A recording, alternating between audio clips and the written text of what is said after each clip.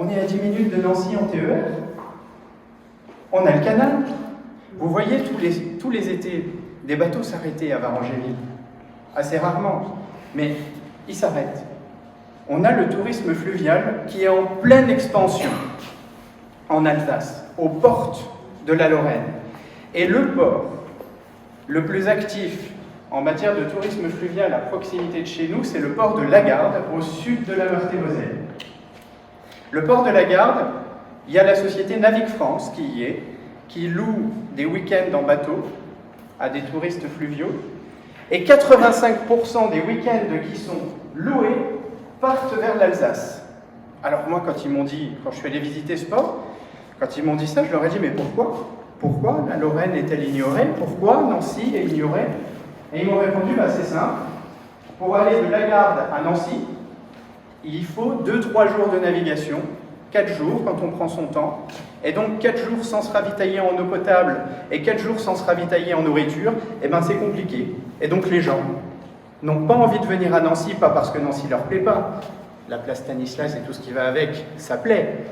C'est juste la proximité entre Lagarde et Nancy qui ne permet pas de faire venir les gens à Nancy en bateau. Et donc, un des secteurs stratégiques pour créer une halte fluviale et tout ce qui est nécessaire pour donner à ces plaisanciers la possibilité de se ravitailler, c'est de faire une halte fluviale à Varangéville ou à Dombasle. Et moi, quand je suis en vacances, j'ai pas envie de m'arrêter de dormir une nuit au milieu d'une usine qui fait un bruit énorme, tel que la Solvay qui est près de chez nous. Et donc le port de Varangéville, la halte fluviale, est un endroit qui peut être aménagé. Alors j'ai entendu tout et n'importe quoi là-dessus. Des gens vont en porte-à-porte et disent « Vous vous rendez compte, il va ruiner la commune parce que c'est un gros investissement, c'est pharaonique, c'est irréalisable. » Vous voyez le miroir entre ce discours et ce que vous avez vu en vidéo là. On a une ville qui est en difficulté, nous on trouve des solutions. Ça ne va pas se faire en un an, ça ne va pas se faire en 6 mois, c'est un projet de longue haleine. Une borne pour la halte fluviale de recharge de 4 bateaux, c'est 12 000 €. 12 000 € pour recharger 4 bateaux.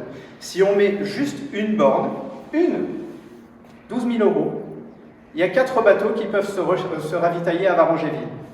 On peut augmenter le flux touristique qui vient vers Nancy depuis le port de Lagarde, et ça fait des bateaux qui s'arrêtent à Varangéville et qui se ravitaillent à Varangéville. Voilà pourquoi on a fait ce projet. Alors évidemment que là, cette photo, c'est très beau, mais ça n'arrivera pas d'un seul coup, il n'y a pas de baguette magique. Et puis Varangéville ne le fera pas toute seule. Lagarde, le port de Lagarde, je vous en parle comme si c'était un grand port. Mais Lagarde, c'est quelques centaines d'habitants.